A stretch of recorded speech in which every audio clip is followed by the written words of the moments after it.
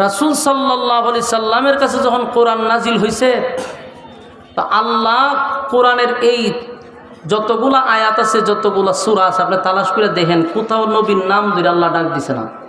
মানে বন্ধুরে উফাদি বইলা ডাক দিছে, কিন্তু নাম ধরে ডাক দিছে না। কতটুক সম্মান মর্যাদা রাসূলের। তো যেদিন শুয়ে রয়েছে সেদিনও আল্লাহ ইচ্ছা করলে ইয়া মোহাম্মদ বলে ডাক দিতে পারত, কিন্তু আল্লাহ বন্ধুর নাম ধরে ডাক দেয় না।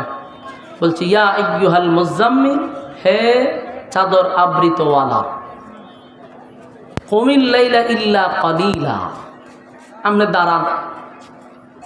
এইভাবে শুয়ে থাকলে কি চলবে? আপনারা যে কাজের জন্য আমি পাঠাইছি এই মিশন সাকসেস করতে হবে। আপনি দাঁড়িয়ে যান, রাতের অংশে যে কোনো এক অংশে আপনি দাঁড়িয়ে যান। নিসফাহু আও ইনকুস মিনহু কালিলা, রাতের 2 ভাগের যে কোনো এক ভাগে। কারণ শুয়ে থাকলে আপনার মিশন সাকসেস হবে না। আমি যে কাজের জন্য আপনাকে পাঠাইছি এই কাজ চালায় যেতে হবে। এজন্য আল্লাহ উফাদি বলে ডাক দিয়েছে, ইয়া আইয়ুহাল মুজাম্মিল কুমিল লাইলা ইল্লা কালিলা নিসফাহু আও ইনকুস মিনহু কালিলা। ইয়া আইয়ুহাল মুজাম্মিল, হে চাদর আবৃতওয়ালা। রাসূলকে আল্লাহ উফাদি বইলা বইলা ডাক দিছে। যখনই ডাকার মন চাইছে আল্লাহ ইয়াসিন বইলা ডাক দিছে, তাহা বলে ডাক দিছে, হ্যাঁ, ইয়া আইয়ুহাল মুদ্দাসসির বলে ডাক দিছে, কিন্তু ইয়া মোহাম্মদ বলে ডাক দেয় নাই। তাহলে রাসূলের প্রতি আল্লাহ এটা আলাদা একটা মহাব্বত, বন্ধুর প্রতি বন্ধুর একটা আলাদা মহাব্বত, নাম ধরে ডাক দিছে না।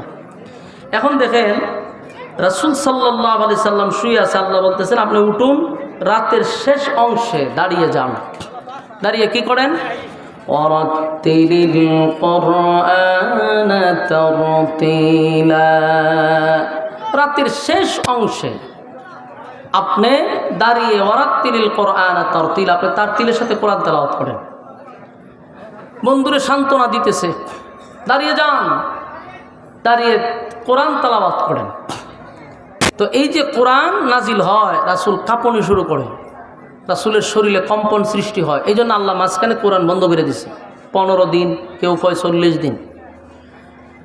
কিন্তু এর অনেকগুলা ব্যাখ্যা আছে যে কেন কোরআন নাজিল করা বন্ধ করলো। আরেকটা কারণ, আরেকটা উল্লেখযোগ্য কারণ হলো মক্কার মানুষ আল্লাহর রাসূলের সামনে এসে একদিন বসছে। কারণ তখন মক্কাতে লোক দল ছিল 3টা, দ্বিত্ববাদী, তৃতীয়বাদী, বহুবাদী। কেউ 2 খোদায় বিশ্বাস করে, কেউ 3 খোদায় বিশ্বাস করে, কেউ বহু খোদায় বিশ্বাস করে। তার রাসূল দাওয়াত দেয় একত্ববাদী খোদা। তো মক্কার মানুষ বলল আমরা জন্মের পর থেকে বাপ দাদার ধর্ম পালন করতেছি যেই জায়গায়, সেখানে তুমি আইসা একত্ববাদী এক খোদার দাওয়াত দাও, এটা আমরা মানতে পারি না। আমাদের খোদা আছে, বহু খোদা আছে, রিজার্ভ আছে খোদা, আমরা এই এক খোদা মানবো কেন? তোমার খোদার সংখ্যা কম, আমাদের খোদার সংখ্যা বেশি। যুক্তি দেখছেন? আপনারা আমার ওয়াজ বুঝেননি, মাত বুঝেন।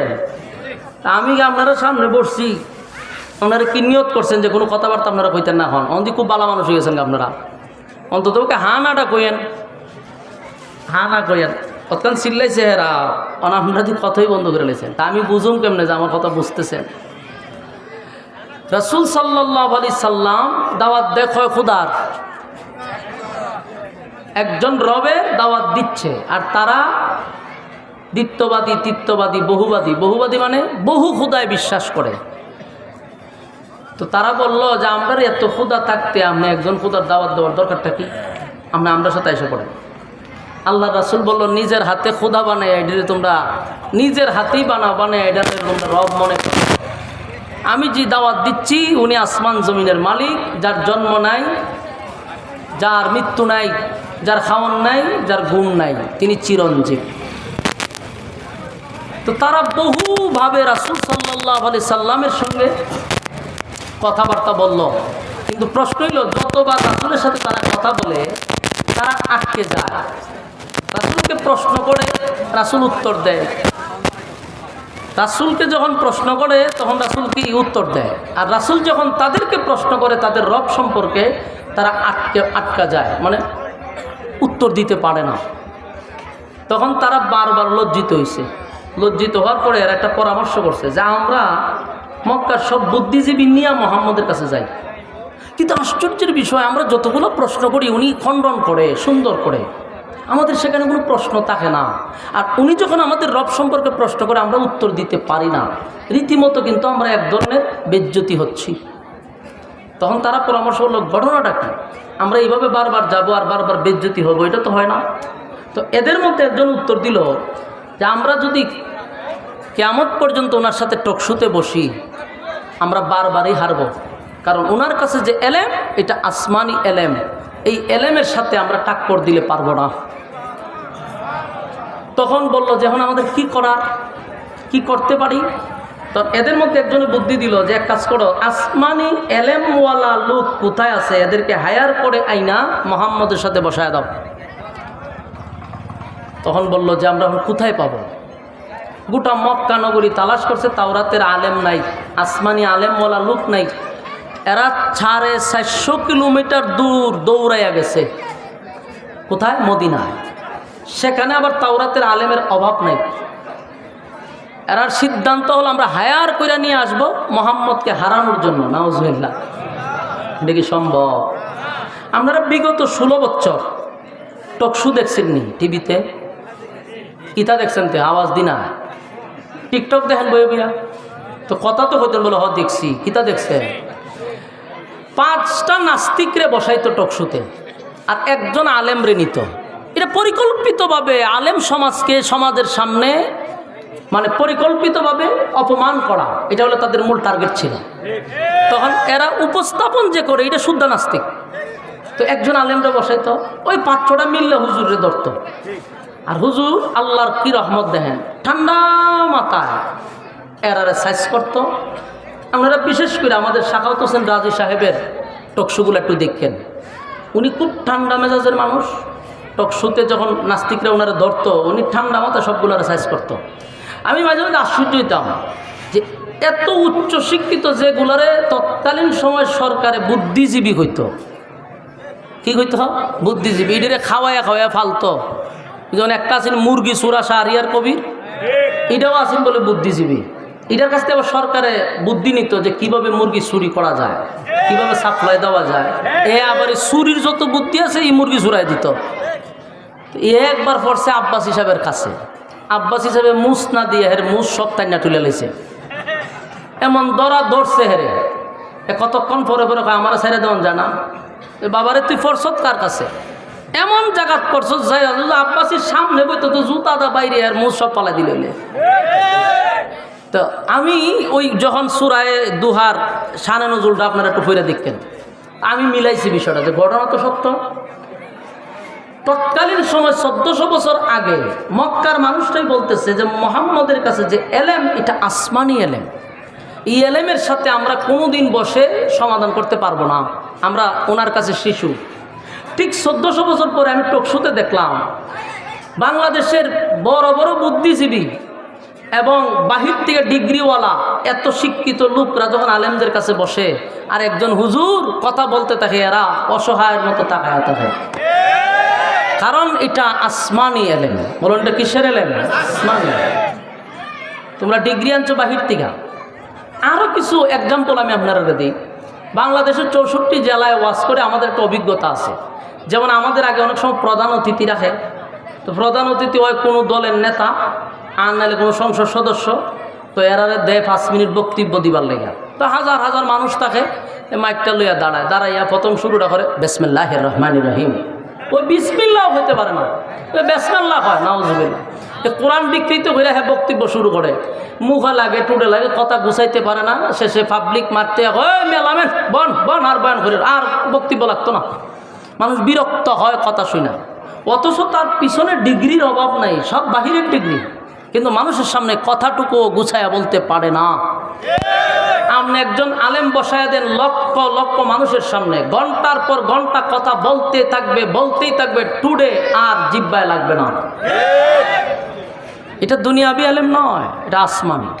তো সম্মানিত শুধু মক্কার মানুষ, মক্কার সব বুদ্ধিজীবী শেষ, এখন গেছে 450 কিলোমিটার দৌড়ে মদিনায়, সেখান থেকে বুদ্ধিজীবী হায়ার করে আনবো।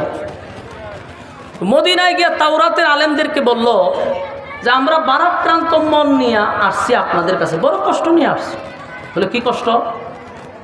বলে আমাদেরই বংশের, আমাদেরই রক্তের, আমাদেরই বাতিজা, সারা জীবন ধর্ম পালন করলাম বাপ দাদার, এখন সে আইসা একত্ববাদী খুদার দাওয়াত দেয়। আমরা বহুবাদীরা তো শেষই, দ্বিত্ববাদীরাও শেষ, তৃত্ববাদীরাও শেষ। এখন সমাজের মধ্যে ফাটল সৃষ্টি হচ্ছে, বাপ ছেলের মধ্যে ঝগড়া হচ্ছে, আমরা আছি খুব সমস্যার মধ্যে। ওনার সাথে আমরা বসলেও আমরা লজ্জিত, কারণ যত জ্ঞান লইই যায় ওনার কাছে শিশুর মতো বসে থাকতে হয়। ওনাকে যতগুলো প্রশ্ন করি উনি খণ্ডন করে, কিন্তু আমাদেরকে যখন আমাদের রব নিয়ে প্রশ্ন করে আমরা আর কথা বলার কোনো সুযোগ থাকে না।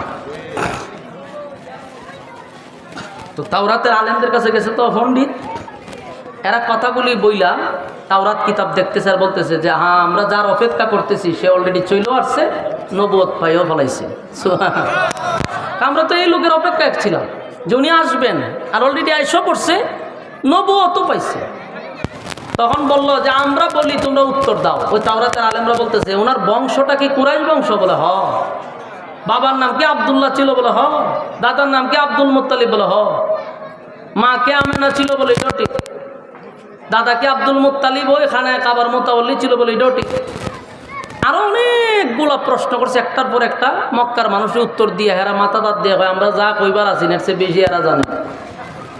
আমরা 450 কিলোমিটার দৌড়াই আসলাম, কিন্তু আমরা থেকে বেশি তাওরাতের আলেমরা বেশি জানে। তখন তাওরাতের আলেমরা বলে প্রতি পৃষ্ঠায় পৃষ্ঠায় পৃষ্ঠায় মোহাম্মদের নাম। সুবহানাল্লাহ। তো বলে আমরা চাইতাম আপনাদের নিবার লেগে। বলে আমরা চাইতাম না, আমরা আপনাদেরকে 3টা প্রশ্ন দিয়া দিই, এই শুধু ওনাকে 3টা প্রশ্ন করবা, যদি উত্তর দিতে পারে তোমরা সহ সবাই কালেমা পড়ে ঈমান আনবা। এরা বইটা কি তখন বলে হব। এরা চিন্তা করে গেছেন আইলাম আমরা একটা সমাধান করবো, ওনারে হারাইবার লেগে। আর উনি কয় 3 প্রশ্ন উত্তর দিতে পারলে আমরা কালেমা পড়তাম, হারাইলাম কে এত দূরে।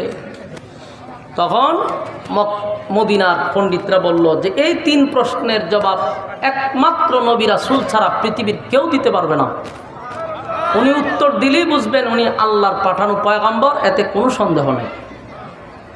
এরা মনে অনেক কষ্ট লইয়া শেষে গেছে মক্কায়। আবার ওই হায়ার করে যে আনতে গেছিল আর আনছে না। 3 প্রশ্ন লইয়া এরা মদিনায় মক্কায় আসছে। মক্কায় এসে বলে যে মুহাম্মদ, আমরা আসছিলাম একটা বিষয় তোমার সাথে সমাধান করতে। কি বিষয়?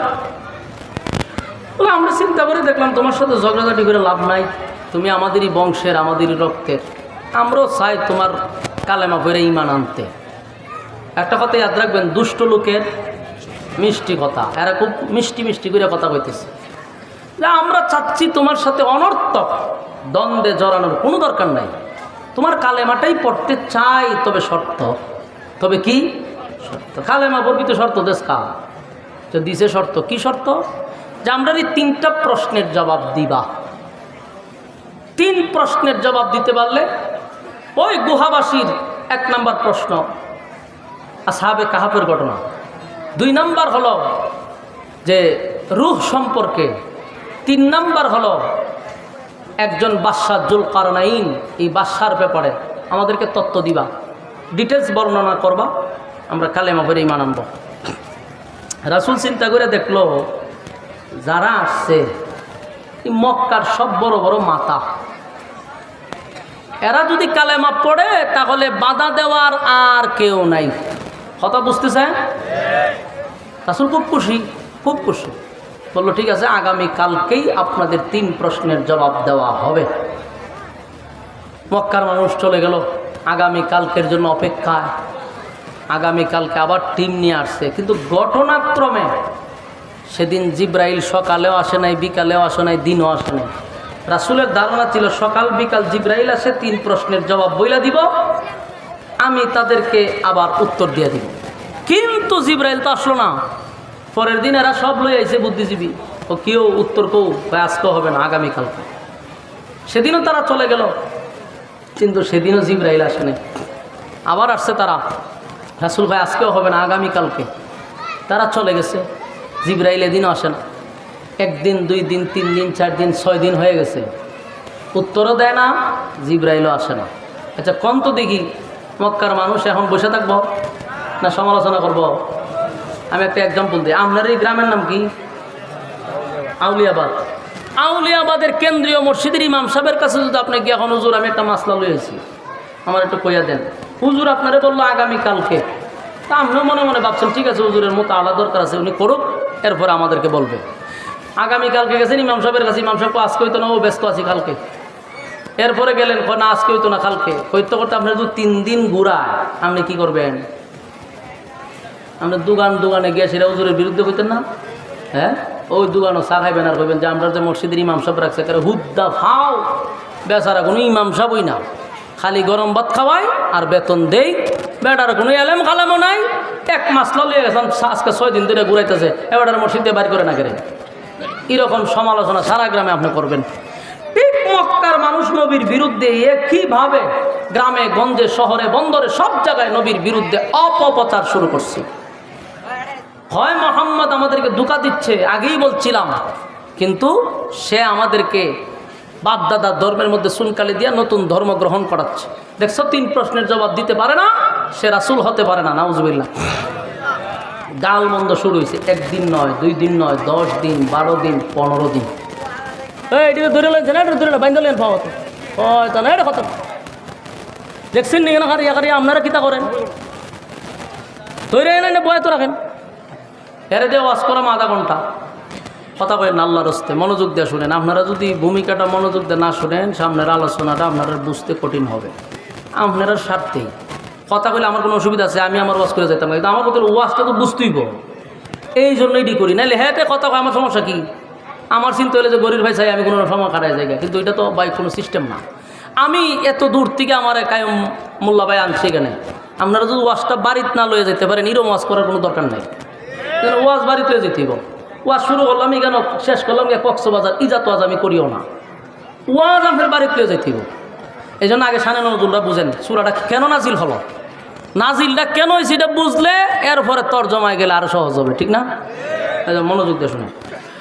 এখন ঘটনা কি, 1 দিন 2 দিন 15 দিন কোরআন নাজিল হয় না। আর মানুষ কি কয়, দেখছো মোহাম্মদের আল্লাহ মোহাম্মদের ভুলে গেছে না। রাসূলের একজন সাসিয়া ছিল, নাম হলো উম্মে জামিলে, আবুল আহেব্বার বউ। এটা একটা বেয়াদব মহিলা। রাসূলটা কয় মোহাম্মদ তোমার কাছে একটা শয়তান আসতো, ওনার আসে না? নাউজুবিল্লাহ আসেনি তো থাকলে ঘটনা কেটে। এই মহিলা কত নম্বরের বেয়াদব, তার মানে জিব্রাইলরে বুঝাইছে। রাসূলের মনে অনেক কষ্ট পাইছে। আবার মক্কার মানুষ কইতেছে দেখছো নি মোহাম্মদের আল্লাহ মোহাম্মদরে বলছে, এখন আর আসে না কেউ। এরকম কষ্ট যেমন নবীর ভিতরেও আছে, কেন উত্তর দিতে পারলো না এটা নিয়ে যেমন যারা গালাগালি করতেছে, আর নবীর কষ্ট হলো জিব্রাইল কেন আসে না, এতদিন ধরে জিব্রাইল আসে না। তার মানে মক্কার মানুষদের বলতেছে আল্লাহ আমার ভুলে গেছে। আল্লাহ কি ভুলেই গেল? নবীর ভিতরে এটা একটা কষ্ট। আমার যুবক ভাইরা, হাবিবি কিবরিয়া 1 দিন 2 দিন নয়, টানা 15 দিন নবী কাঁদছে, কাঁদতে কাঁদতে কাঁদতে আল্লাহর নবী বারবার আসমানের দিকে তাকায়, কখন জিব্রাইল আসবে, কখন জিব্রাইল আসবে। অন্যদিকে মক্কার মানুষ আমার নবীর বিরুদ্ধে অপপ্রচার, নবীরে গালি দেয়, নবীরে গান মন্দ করে, আর কয় মোহাম্মদের আল্লাহ মোহাম্মদকে ভুলে গেছে। এই কথাটা আমার নবীর দারুণ ব্যথা লাগছে রে, নবীর মনে বড় কষ্ট। ঠিকই তো 15 দিন ধরে জিব্রাইল কেন আসে না? সকালে জিব্রাইল আসে, বিকালে জিব্রাইল আসে, আজকে 15 দিন ধরে জিব্রাইল আসে না। আল্লাহর পয়গম্বর কান্না শুরু করলো। হঠাৎ করে নবী তাকায়া দেখে রে জিব্রাইল আসমান থেকে নামতেছে। জিব্রাইল আলাইহিস সালাতু ওয়াস সালাম যখন নবীর সামনে আসলো, আল্লাহর নবী একটু অভিমান। নবী বলেন জিব্রাইল রে, আজকে বুঝি তোর আসার সময় হইল। নবীর মনে বড় কষ্ট, চতুর্দিক দিয়া গালমন্দ। আবার নবীকে মানুষ এমনভাবে গালি দেয়, নবী কোনো নবী রাসূল না, মিথ্যা অপবাদ দিচ্ছে। নাউজুবিল্লাহ। আল্লাহর নবী জিব্রাইলের দিকে তাকায় কয় জিব্রাইল রে, আজকে বুঝি তোর আসতে মন চাইল। গোটা মক্কার মানুষ আমারে গালি দেয়, বল কেন 15 দিন আসলি না, কেন 15 দিন আসলি না? জিব্রাইল কয় হুজুর আমি আসতে চাই, আমার মালিক আমারে আসতে দেয় না।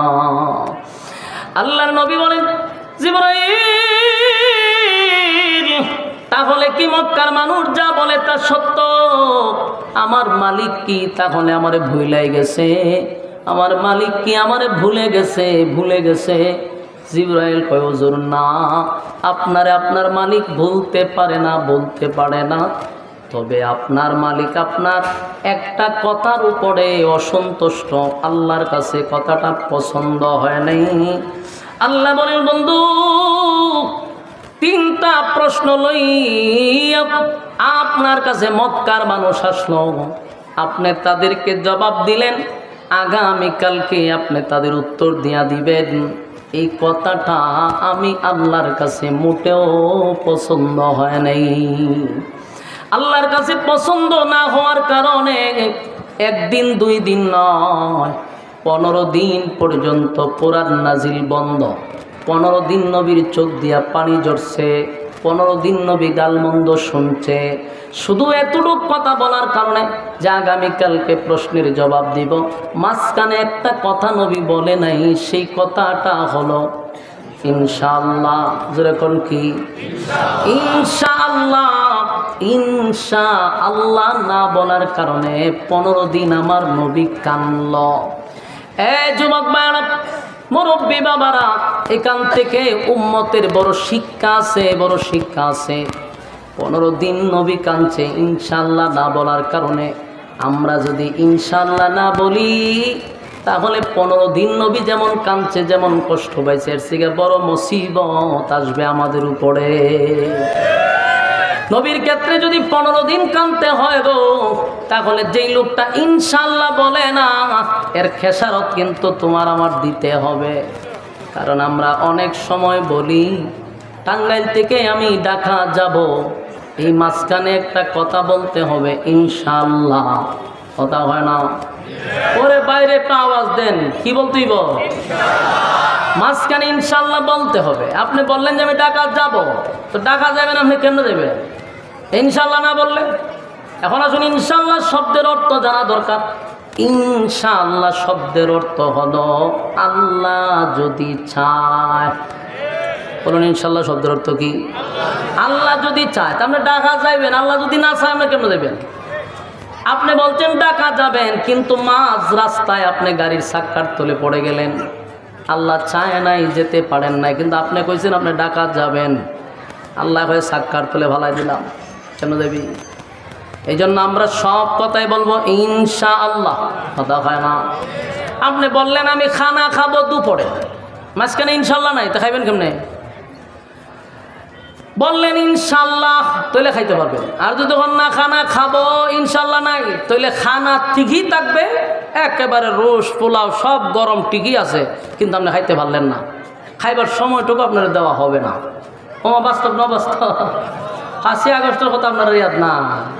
খানা টানা দিফাক করে রাখছে, ফুলা গুস্ত মুস্ত সব ঠিকঠাক করে রাখছে, কিন্তু ইনশাআল্লাহ কইছে না যে আল্লাহ খাইতে পারবি না, নিচে দিয়েও যাইতে পারবি না, উফরে দিয়ে উইরা যাবি, খানা তোর জন্য হারাম, ঠিক না বেটি? এটা হলো চিরসত্য।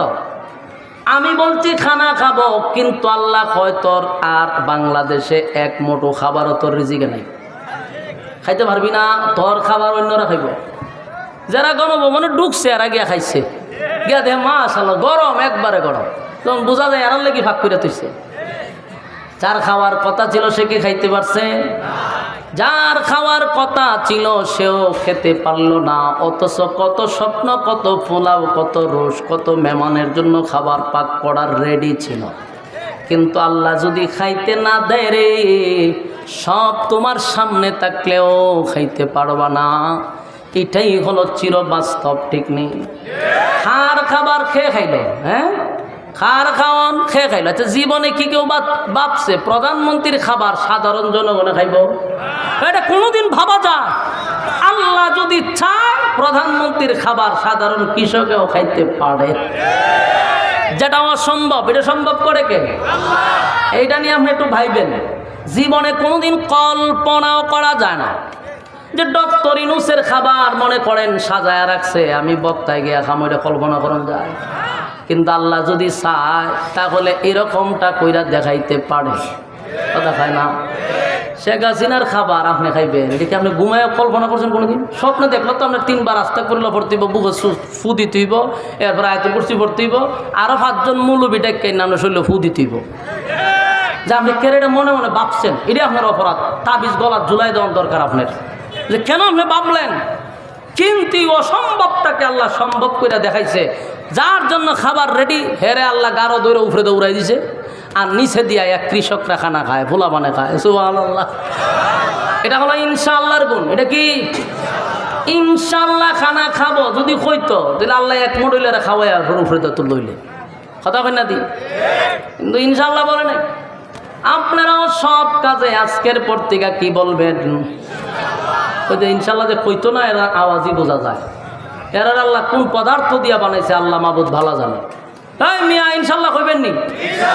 আপনারা যে কইতেছেন এটা তো বোঝা যায় যে আপনারা এইটার পক্ষে না, আওয়াজ কম। বলুন সব কাজে কি কইবেন? ইনশাআল্লাহ কইতেইব। আমি যে আজকে ওয়াজ করলাম, আপনারা যদি একজন ওইটা মনোযোগ দিয়ে আমল করেন আর কম, তাহলে আমার এটাই যথেষ্ট। আপনারা বলবেন সব আমি পাবো, ঠিক না? ইনশাআল্লাহ বলতে হবে সব কাজে। মাহফিল শেষ করে বাড়িতে যাবো, এখানে ইনশাআল্লাহ, আনালে গাড়ি চাক্কার তোলে ফালা দিব আল্লাহ।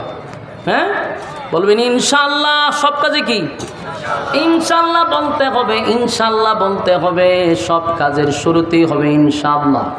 তার মানে হলো আল্লাহ যদি চায়, আল্লাহ যদি চায়, আল্লাহ যদি চায়, ঠিক নেই? আমার যুবক ভাইরা, আল্লাহর হাবিব জিবরাইল কয় হুজুর আমার মালিক এই কথাটা পছন্দ করে নাই গো, পছন্দ করে নাই। আপনি যদি বলতেন ইনশাআল্লাহ আগামীকালকে উত্তর দিয়া দিব, তাহলে 15 দিন জিবরাইলকে আটকানো হতো না। আমার যুবক ভাই, এখান থেকে উম্মতের একটা শিক্ষা রে। আরেকটা কথা হলো, নবীরা তো ভুলে না, আল্লাহ ভুলায়া দেয়। এটা হলো আমাদের আকীদা। এটা কি? সমস্ত নবীরা মাসুম, মাসুম, তাদের কোনো গুনাহ নাই। আবার নবীরা ইচ্ছাকৃত ভুল করে না, আল্লাহ তাদেরকে দিয়া ভুল করায়। ভুল না করাইলে উম্মত শিখব কোথার থেকে? এই জন্য নবীদেরকে ভুলাইয়া দেয় উম্মতকে শেখানোর জন্য। নবী যদি ইনশাআল্লাহ না বলতো, আমরা জীবনেও ইনশাআল্লাহ বলতাম না। কথা কোন ঠিক নেই? এই জন্য ইনশাআল্লাহ প্রতিটা কাজে বলা দরকার। আল্লাহ কয় বন্ধু আপনার এই কথাটাই শুধু আমার কাছে অপছন্দ হয়েছে, কিন্তু বন্ধু আপনারে আমি ভুলি নাই, বলতে পারি না। কিন্তু নবী তো অভিমান, নবীর মনে কষ্ট। মক্কার মানুষ নবীরে দেখলে কয় মোহাম্মদের আল্লাহ মোহাম্মদকে ভুলে গেছে। আর নবী কাঁদছে কয়দিন? 15 দিন। 15 দিন কাঁদছে রে, 15 দিন কাঁদলো। আল্লাহ তার বন্ধুরে খুশি করার জন্য, আনন্দ দেওয়ার জন্য, বন্ধুর অভিমান ভাঙানোর জন্য সূরা দোহা নাজিল করছে। 15 দিন গ্যাপ, কোরআন নাজিল হয় না। এরপরে যে সূরা নাজিল ছিল দোহা। এই সূরার দোহার প্রতিটা আয়াতের দিকে আপনি একটু লক্ষ্য করবেন। আমি যখন বলবো আপনি শুধু অর্থের দিকে খেয়াল করবেন, অর্থের দিকে খেয়াল করবেন, বুঝবেন যে প্রতিটা আয়াতই যেন নবীরে খুশি করার লেগে নাজিল করছেন। সুবহানাল্লাহ। 15 দিন নবী কান্না। এরপর আল্লাহ সূরা দোহা নাজিল করে। দোহার শুরুতে 2টা কসম করছে। জোরে কোন কয়টা? আরো জোরে। 2টা কসম করছে। আল্লাহ তখন সূরা দোহা নাজিল করে বলেন ওয়াদ-দুহা ওয়াল-লাইলি ইযা সাজা। ওয়াদ-দুহা, দিনের আলোর কসম। ওয়াদ-দুহা, দিনের আলোর কসম। ওয়াল-লাইলি ইযা সাজা, রাতের অন্ধকারের কসম, রাতের অন্ধকারের কসম। প্রশ্ন হলো, এই ওয়াদ-দুহার আরেকটা ব্যাখ্যাও আছে, ওয়াল্লাইলি ইযা সাজার আরেকটা ব্যাখ্যাও আছে। ওয়াদ-দুহা দিনের আলোর কসম। ওয়াদ-দুহার আরেকটা অর্থ হলো নবী আপনার সুন্দর উজ্জ্বল চেহারার কসম, সুবহানাল্লাহ। বন্ধু তার কসম, বন্ধু তার চেহারার কসম করছে, বন্ধু তার চেহারার কসম করছে। ওয়াদ্দুহা, আপনার সুন্দর উজ্জ্বল চেহারার কসম, উজ্জ্বল চেহারার কসম। ওয়াল্লাইলি ইযা সাজা, আপনার কালো চুলের কসম, আপনার কালো চুলের কসম। বন্ধুর চেহারার কসম করছে রে, বন্ধুর চুলের কসম করছে। আল্লাহ তার বন্ধুরে খুশি করার জন্য চেহারার কসমটা করলো। আল্লাহ তার বন্ধুরে খুশি করার জন্য বন্ধুর সুন্দর সুন্দর চুলের কসম করছে। বন্ধু আপনার চুলের কসম, দুইটা কসম করে আল্লাহ বলেন মা ওয়াদ্দাআকা রাব্বুকা ওয়া মা ক্বালা। সুবহানাল্লাহ। দুইটা কসম করে বলেন মা ওয়াদ্দাআকা রাব্বুকা ওয়া মা ক্বালা। বন্ধু আপনার রব আপনারে ভুলে নাই, ভুলে নাই, ভুলে নাই। এই যে ভুলে নাই কথাটা বলছে দুইটা কসম কেড়ে, বন্ধুরে দুইটা কসম কেড়ে বলছে বন্ধু কসম আপনার চেহারার, বন্ধু কসম আপনার চুলের, আমি আপনারে ভুলি নাই। মা ওয়াদ্দাআকা রাব্বুকা ওয়া মা ক্বালা, আপনারে ভুলি নাই, আপনার সুন্দর চেহারার কসম কেড়ে বলছি বন্ধু যেই অপবাদ আপনারে মক্কার মানুষ দিছে না বন্ধু, আপনারে ভুলি নাই, ভুলি নাই, ভুলতে পারি না। আপনার রব আপনার প্রতি অসন্তুষ্ট হয় নাই। সুবহানাল্লাহ। আমি প্রথমে বলছি প্রতিটা আয়াতের দিকে আপনারা লক্ষ্য করবেন, প্রতিটা আয়াতের অর্থই যেন বোঝা যায় নবীর খুশি করার জন্য, নবীর আনন্দ দেওয়ার জন্য আল্লাহ নাজিল করছে। 15 দিন আমার নবী কানলো রে, আমার আল্লাহ সূরা দোহা নাজিল করিয়া বন্ধুরে এত খুশি করলেন। দুইটা কসম করে বলে আপনাকে ভুলি নাই, ভুলতে পারি না, আপনার রব আপনার প্রতি অসন্তুষ্ট হয় নাই। এরপর আল্লাহ বলেন ওয়ালাল আখিরাতু খায়রুল লাকা মিনাল উলা। আল্লাহ বলেন ওয়ালাল আখিরাতু খায়রুল লাকা মিনাল উলা। বন্ধু আপনাকে দুনিয়ায় যা দিছি দুনিয়া কিছুই না, আপনার জন্য পরকালে আমি এর থেকে হাজার হাজার গুণ বেশি বরাদ্দ রাখছি। আমার যুবক ভাইরা, আল্লাহ তার বন্ধুরে আরো খুশি করলেন। ওয়ালাল আখিরাতু খায়রুল লাকা মিনাল উলা ওয়ালা সাওফা ইউতিকা রাব্বুকা ফাতারদা। আল্লাহ কয় ওয়ালাল আখিরাতু খায়রুল লাকা মিনাল উলা। বন্ধু দুনিয়ায় যা দিছি অল্প, এটা স্যাম্পল, পরকালে আপনার জন্য গোডাউন রাখছি, গোডাউন। সুবহানাল্লাহ। তার মানে যিনি দুনিয়া সৃষ্টি করলো তিনি কয় দুনিয়া কিছুই না, যে রব দুনিয়া বানাইলো সে কয় কিছুই না। আপনার জন্য আমি কোটি কোটি গুণ বেশি বরাদ্দ রাখছি পরকালে। বন্ধু আপনারা কইরেন না, অভিমান কইরেন না, যা দিছি কিছুই না, পরকালে আপনার জন্য বরাদ্দ রাখছি। এরপর আল্লাহ বলেন ওয়ালা সাওফা ইউতিকা রাব্বুকা ফাতারদা। আল্লাহ বলেন ও চিরেই, ও চিরেই, ও চিরেই আপনাকে আমি খুশি করব, খুশি করব, খুশি করব। সুবহান। ওয়ালা সাওফা ইউতিকা রাব্বুকা ফাতারদা। এর কারণ হতে পারে আল্লাহ বলছেন ও চিরেই শীঘ্রই খুশি করব। তাফসীর কারকরা বলেন একটা কারণ হতে পারে পরবর্তী মক্কা বিজয়, 2 নাম্বার কারণ হতে পারে মেরাজের রজনী, 3 নাম্বার হতে পারে রোজ হাসরে আমার নবীকে আল্লাহ সুপারিশকার বানাবে। এই 3টা কারণের একটা হতে পারে ওয়ালা সাওফা ইউতিকা রাব্বুকা ফাতারদা। আল্লাহ বলেন বন্ধু আপনাকে অচিরেই খুশি করব। যেমন আপনারা দেখছেন দলের জন্য যদি কোনো নেতায় মার খায়, কথা হয় না, চিন্তা করছেন অবস্থা, সকল কিশোর গ্যাং ম্যাং দিয়ে আপনার এলাকা বইরা লিছে। কথা মনোযোগ আছে না সাইরা দিতা, কথাগুলি মনোযোগ দেন। দুনিয়ার দলের জন্য যদি নেতায় মার খায়, মনে করেন বিএনপির যত নেতা আছে মায়ের খাইছে কার কাছে?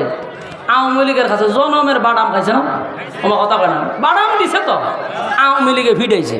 তখন এই যে নেতার মারলো, এই নেতার এখন প্রমোশন বাড়ছে না কমছে? এখন বিএনপির যতগুলো নেতায় মার খাইছে দলের কাছে তার প্রমোশন বেড়ে গেছে। তাহলে বোঝা যায় মায়ের খাইলে কি বাড়ে? প্রমোশন বাড়ে। আবার যদি বিএনপির কাছে আওয়ামী লীগের জনমের মতো মায়ের খায়, তখন দেখবেন আবার ক্ষমতায় আসলে ক্ষমতায় আর হওয়ার সম্ভাবনা নাই। ফাঁসি তো অলরেডি ফাঁসির রায় হয়ে গেছে না। এখন আমরা এটা বেশি একটা খুশি না। কেরে খুশি না? আমি মিষ্টি আমিও খাওয়াইলাম, কিন্তু খুশি না কেরে জানেন? বাংলাদেশে তা কত রায় হইয়া বইয়ে রয়েছে, কার্যকর হয় না। হ্যাঁ, যেদিন শুনুন যে জুলাই লিছে এদিন না হয় আপনারা খুশি করেন। বাংলাদেশে এটা একটা ফর্মালিটি রক্ষা করতেও পারে, এই জন্য বেশি একটা আনন্দ হওয়ার কিছু নেই। আবার অনেকে ঘোষণা দিতেছে আমরা আইলে সব খালাস করে দিব, আইলে সব শেষ করে দিব। তো দরদি আছে না, এই জন্য তো খুশি হওয়ার কিছু না। একটা রায় দিছে, ফর্মালিটি রক্ষা করছে। কারণ ওই যে একটা প্রদীপ আছে না, প্রদীপ, হ্যাঁ প্রদীপরে চিনেন না? মাইরা লাইছে যে একজন সেনাবাহিনী, এর ফাঁসির রায় হয়েছে কত বছর আগে, ওখানে হেরে মূর্তির মতো সাজায় তো রাখছে। এটা একটা ফালতুবাজি না আমাদের দেশে। এই বদমাইশগুলি রে বলার দরকার যে তোরা যে ফাইজলামি করস, কত মানুষের প্রাণ নিছে, এটির ধ্বংস করস না করে, এটির ফাঁসি গাছটা জুলা, এটির রাইকা দিছে। তো পরবর্তী যেগুলার রায় দিব ওইগুলো তো ফাঁসি দিব, কতটুকু বিশ্বাস হয় আল্লাহ না জানে। সম্মানিত শুধু এই জন্য অত বেশি আনন্দ হওয়ার আর কিছু নাই। কারণ হেরারও আবার দরদি আছে, কলিজার মানুষ আছে, হেরা আবার এটা খালাস করে নেব, কথা বলছেন, সমস্যা নাই।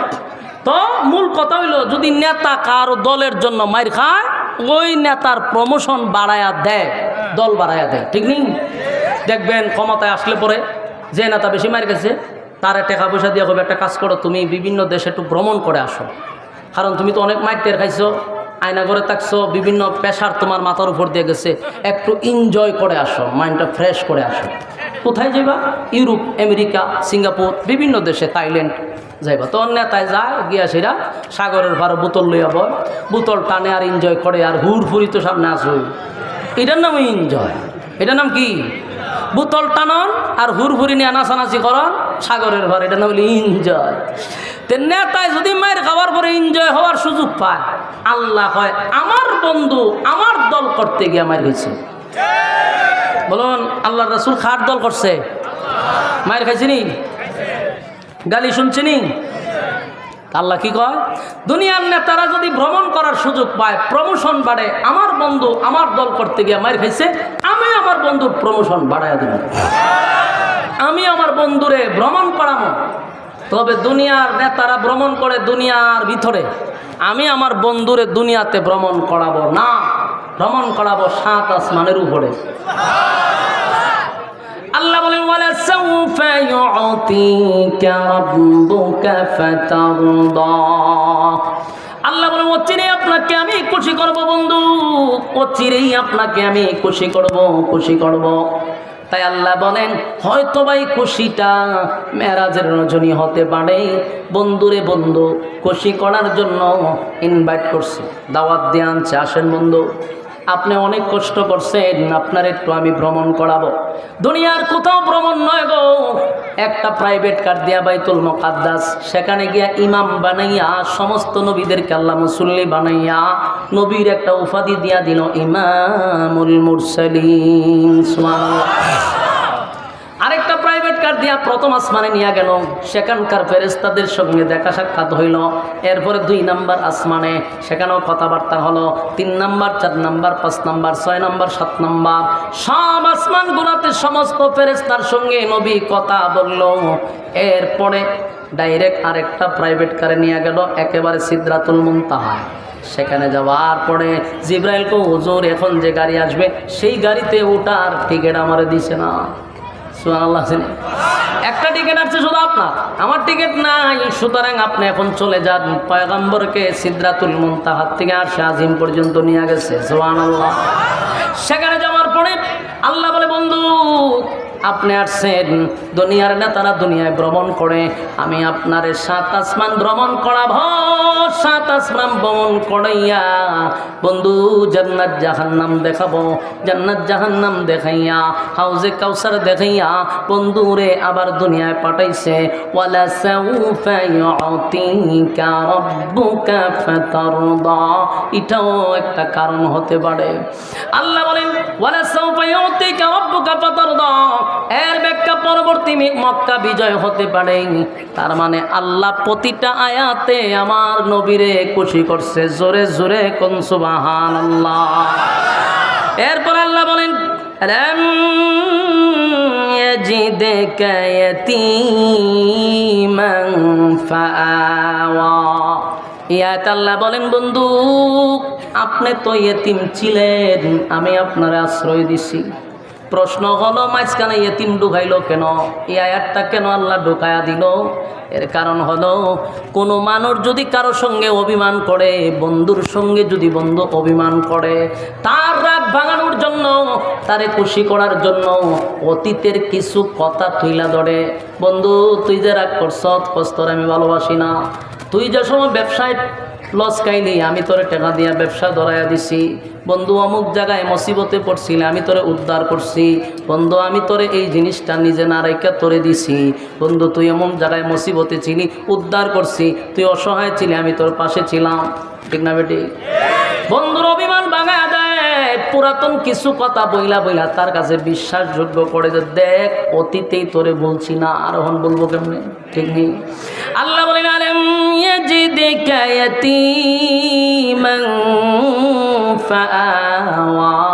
বন্ধু আপনি ইয়েতিম ছিলেন, আমি আপনাকে আশ্রয় দিছি। সুবহানাল্লাহ। আপনি ইয়েতিম ছিলেন তখন আপনাকে ভুলি নাই আপনাকে আশ্রয় দিলাম। এরপর আল্লাহ বলেন ওয়াজাদাকা দাল্লান ফাহাদা। আপনি পথহারা অবস্থায় ছিলেন, আমি আল্লাহ আপনার পথ দেখাইয়া দিছি। সুবহানাল্লাহ। এই কথার ব্যাখ্যা হলো যেই মানুষটা এতিম হয়, যার মা নাই, বাবা নাই, দাদা নাই, দাদি নাই, নানা নাই, নানি নাই, আত্মীয় স্বজন নাই, এই ছেলেটা সমাজে প্রতিষ্ঠিত হতে পারে না। এই ছেলেটার গার্জিয়ান না থাকার কারণে পড়ালেখা করতে পারে না। এই ছেলেটা সমাজে প্রতিষ্ঠিত হয় না। এই ছেলেটা হয় অনাথ, অথবা হয় টুকায়, না হয় হিরঞ্চি। ঠিক নেই? কারণ গার্জিয়ান না থাকার কারণে। আল্লাহ ভাই আপনি এতিম ছিলেন, আমি আপনাকে আশ্রয় দিছি। আর ওয়াজাদাকা দাল্লান ফাহাদা, আপনি পথহারা অবস্থায় ছিলেন, আমি আল্লাহ আপনাকে পথ দেখায়া দিছি, পথভ্রষ্ট হইতে দেই নাই। সুবহান। এরপর আল্লাহ বলেন ওয়াজাদাকা আইলান ফাআগনা। আপনি গরিব ছিলেন, আমি আপনাকে ধনী বানায়া দিছি। বলুন আল্লাহর নবী কি ছিল? ওরে বাবারে কথা কন, কি ছিল? আল্লাহ কি বানাইছে? ধনী বানাইছে, ধনী বানাইছে, ধনী বানাইছে। আফসুস রে আফসুস, কপাল পোড়া আমরা। নবী যে ধনী ছিল এই কথাটা কোনো মৌলবী বলে না। নবী যে ডেভেলপ ছিল এটা কোনো মৌলবী বলে না। সারা জীবন কানো দইরা কয় নবীর পেটে পাথর, নবী গরিব। এই গরিবের ওয়াজ শুনছেন, ধনীর ওয়াজ কোনোদিন শুনছেন? আজকে অধিকাংশ নবীর উম্মত জানে না যে নবী এক সময় দেশের রাষ্ট্রনায়ক ছিল। জানেই না নবী দেশ পরিচালনা করছে। অনেক উম্মত এটা জানেই না, খালি জানে নবীর ভেড়া ভাত্তর আছি, নবীর শরীর তালিযুক্ত জামা আছি, নবী গরিব। এইভাবে ওয়াজ করছে। আর নাস্তিকরা এই ওয়াজ মুখস্থ করাই দিছে। আর নাস্তিকরা এই ওয়াজ এমন মুখস্থ করছে, এখন কোনো আলেম যদি রাজনীতি করতে যায়, ওই নাস্তিকরা কয় হুজুর থাকবেন মসজিদ, হুজুর থাকবেন মাদ্রাসা, বাপ মরলে জানাজা তাইবেন, 40 ফরানিতে আপনারা দাওয়াত দিব, 20 টাকার একটা নোট দিব, এতটুক পর্যন্ত আপনি থাকবেন। হুজুর আপনি রাজনীতি আইসেন কেড়ে? এই যে রাজনীতি আসছেন কেন? এই দোষটা যে এরা দেয়, এটা এরাও দোষ না, এটা আমরার মতো মৌলবীরার দোষ। কারণ ওয়াজ করতে গিয়ে গরিব কইয়া ফেডো ভাত্তর দিয়ে হুজুর রে নবীরে ফেডোর ভাত্তর ঢুকাইয়া দেয়, গরিব কইয়া ওয়াজ শেষ করে। হেউই কইল নবীর ফেডো ভাত্তর, হেউই গিয়ে আবার মুরগের রানো টান দেয়। বাস্তব না বাস্তব? তুই না নবীর ওয়াজ করলি, নবীর ফেডো ভাত্তর থেকে মুরগের রানো টান দিলি কেমনে? তুইও তুই খাওয়ান বাদ দিয়ে দে, বলে আমার নবী খাইছে না, খাইতাম না। বন্ডামি, পিঠের সামরা তুলে লেবার দরকার ছিল। ওয়াজ অর্ধেক করস না করে। নবী গরিব ছিল, কথা সত্য। নবী দেশের রাষ্ট্রনায়ক ছিল, দেশ পরিচালনা করছে, সেই কথা বলো না কেন? শুধু নবী দেশ রাষ্ট্র চালনা করে নাই, নবী দেশ পরিচালনা করছে, আবু বকর দেশ পরিচালনা করছে, উমর দেশ পরিচালনা করছে, উসমান দেশ পরিচালনা করছে, আলী দেশ পরিচালনা করছে, পরিচালনা করছে। আমরা রাজনীতি পাইছি কই? আমরা জিগামো তোরা রাজনীতি পাইছ কই?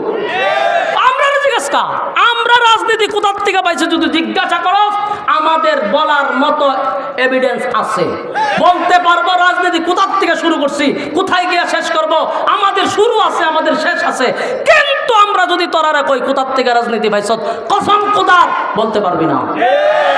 আমরা বলে যে কোথার থেকে তোরা রাজনীতি পাইছ, তোদের রাজনীতি হইল আবু জাহেলের কাছ থেকে, তোদের রাজনীতি হলো নমরুদের কাছ থেকে, তোদের রাজনীতি হলো ওই ফেরাউনের কাছ থেকে। সুতরাং আমরা হুজুর আরে কইও না যে আমরা রাজনীতি কই পাইছি। আমরা স্বয়ং কোরআনে রাজনীতি আছে, নবীর কাছ থেকে প্র্যাকটিক্যালে রাজনীতি আমরা শিখছি। আমরা রাজনীতি পাইছি কই? এই দুষ্ট ভাই এরা না, এরা তো বলে কারণ আমরা তো শূন্য বলে, এরা দোষ নাই। দোষ হলে আমরা মতো হুজুর রাত আর জীবন নবীর ভেড়ো ভাত্তর দিয়ে বইরে তো রাখছি আমরা। নাউজুবিল্লাহ। আল্লাহ রাসূল গরিব ছিল এটা সত্য, কিন্তু আল্লাহ কয় ও যাতাকা আইলাম ফাগনা, আপনাকে আমি ধনীও বানাইছি। ইসলামটার এত নিচে লামান কেন? গরিব গরিব হয়ে এত নিচে কেন লামান? দেশ পরিচালনা করছে রাসূল, এই কথাটা বললে কি ইসলামের সম্মান বাড়ে না কমে? আলেমদের ইজ্জত বাড়ে না কমে? এই ওয়াজ করে না কেন? এই ওয়াজ করে না। নবী যে দেশ পরিচালনা করছে, এই ওয়াজ না করার কারণে এটার প্রভাব যে নাস্তিক পাড়ায় কি পরিমাণ পড়ছে কল্পনা করতে পারবেন না। আজকে ডাইরেক্ট আমাদেরকে বলে হুজুর রাজনীতি করবেন কেন? এই কথাটা একমাত্র বলার উদ্দেশ্য হলো এই কথাটার প্রভাব পড়ছে বেশি যে নবী গরিব ছিল। কথা বুঝতেছেন? যদি সবচেয়ে বেশি এই ওয়াজ চলতো যে নবী দেশের রাষ্ট্রনায়ক ছিল, তাহলে এরাও আমাদেরকে প্রশ্ন করতে পারতো না। আল্লাহ বলেন ওয়াজাদাকা আইলান ফাআগনা, আপনি গরিব ছিলেন, আপনাকে ধনী বানাইছি, ধনী বানাইছি। খাদিজার কোটি কোটি টাকার সম্পদ ছিল রে। আল্লাহর নবীর কাছে বিবাহ বসার পরে সব সম্পদ নবীর কদমে ঢেলে দিছে, সব সম্পদ ইসলামের জন্য ব্যয় করছে। সুবহান। আমার যুবক ভাইরা, এই সূরা দুহা থেকে আপনারা কি পাইলেন? আল্লাহ এই সূরা নাজিল করে একের পর এক নবীরে খুশি করলেন। ফাআম্মাল ইয়াতীমা ফালা তাকহার, আপনি ইয়েতিম ছিলেন, তাই ইয়েতিমদের প্রতি আপনি কঠোর হইয়েন না। এই কথা শুধু নবীরে বলে নাই, কিয়ামত পর্যন্ত উম্মতি মুহাম্মদীর আল্লাহ বলছে এই ইয়েতিমদের প্রতি কঠোর হইও না। তোমার সন্তান, তোমার স্ত্রী নিয়া সুখে শান্তিতে ঘরে থাকো, 3 বেলা খাবার খাও। যার বাবা নাই, যার মা নেই, একটা বার চিন্তা করে দেখো এই সন্তানটা দুঃখের কথা সুখের কথা কার কাছে বলবে? কার কাছে বলবে রে? মা নাই। এতিম বাচ্চাদের প্রতি কঠোর হওয়া যাবে না, তাদের মাথায় হাত বোলায়া দিবেন, তাদেরকে আপনারা সম্মান করবেন, এদের মহব্বত করবেন, ভালোবাসবেন। রাজি আছি? কথা হয় না? এই যে আপনাদের আব্দুল কাইয়ুম মোল্লা সাহেব, আপনারা জামাই, উনি প্রায় 20-25 জন এতিম ছাত্ররা এমনিতেই খাওয়ায়, এমনি খাওয়ায়। 200 উপরেও 20-25 জন তো আমার মতো সত্যি আছে। উনি 200 উপরে এতিমরে ফ্রি সার্ভিস। আপনারা কি আলহামদুলিল্লাহ ওটা এলাকাত না ঠাড়া বেরিয়ে আছে গা?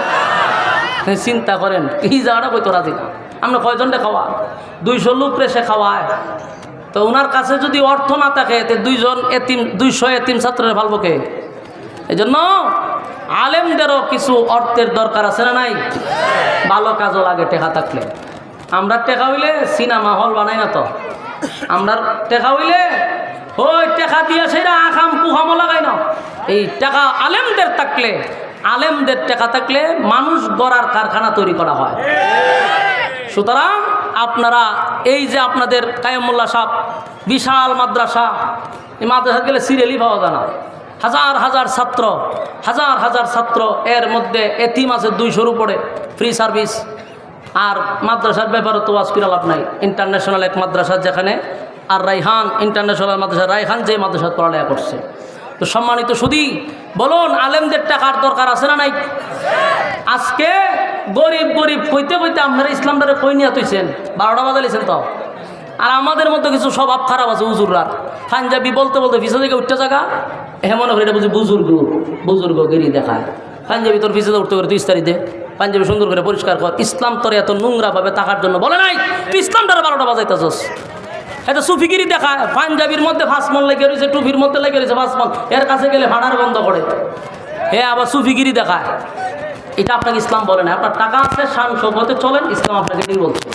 আপনাকে দেখে 10টা ছেলে যেন মাদ্রাসা দিতে বাধ্য হয়, আপনি হুজুরে দেখে মানছে সব বনাস, মাদ্রাসা দিলেই তো জানাজার সময় ডাকবো, মাদ্রাসা দিলেই তো ফরানির সময় ডাকবো না, এটা আলেমদের কাজ নয়। আলেমদের কাজ ইমাম শব্দের অর্থ নেতা, গ্রামের মহল্লার সব জায়গায় বিচার করবে ইমাম সাহেব, এমনকি রাষ্ট্র পরিচালনা করবে একজন আলেম। এটাই ছিল সিস্টেম। কিন্তু আমরা ওই জায়গার থেকে নিয়ে ডুবাইছে মসজিদ আর ডুবাইছে মাদ্রাসা, আর বাইর করে বলে দেনা, বুঝছেন নি? এই জন্য আপনার সন্তানগুলিকে মাদ্রাসায় পড়াবেন। মাদ্রাসায় পড়লে টকছে, খায় মোল্লা সাহেব টকছে নি, কথা হয় না, টকছে না। এটা যে টেকা ওনার গাড়ির দুয়াদা যায়, এটা আপনারা ইনকাম করতে বহুত দেরি আছে।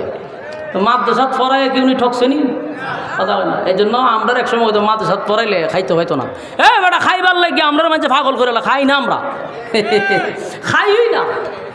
সুতরাং মাদ্রাসার প্রতি আকৃষ্ট হন। বর্তমানে যতগুলা ইঞ্জিনিয়ার কন, ব্যারিস্টার কন, ডাক্তার কন, সবগুলার মা বাপ হইল গিয়ে বৃদ্ধাশ্রমে। শুধু বাংলাদেশ তালাশ করে দেখেন, একজন আলেমের মা বাপ যদি বৃদ্ধাশ্রমে থাকে তাহলে ওয়াজ করতাম না। এই শিক্ষা মানুষ গড়ার কারখানার থেকে শিক্ষা দেওয়া হয়।